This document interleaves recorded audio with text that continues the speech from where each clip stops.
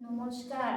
বিকশিত ভাৰত কঠিন 2025 উপলক্ষে আমি পূব শান্তিপুৰ এমই স্কুলৰ ছাত্ৰ ছাত্ৰীসকলে এটা প্ৰজেক্ট প্ৰদৰ্শন কৰিবলৈ ওলাইছোঁ। প্ৰজেক্টৰ নাম পানী সংৰক্ষণ জীৱনৰ আধাৰ। আমি জানো যে পানী হৈছে জীৱনৰ আধাৰ। পানী নাথাকিলে কোনো জীৱই বাচি থাকিব নোৱাৰে।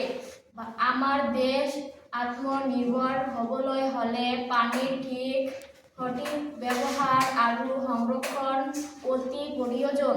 পানী সংৰক্ষণ উপায়: বৰষুণ পানী টেংকত সংগ্ৰহ কৰা, কৃষি ক্ষেত্ৰত পানী সঠিক বণ্টন কৰা, কলৰ পাইপৰ লিকেজ ঠিক কৰা, বিভিন্ন বস্তু ধোৱা পানী উদ্ভিদত ব্যৱহাৰ কৰা, বিদ্যালয় আৰু সমাজে সচেতনতা অভিযান কৰা।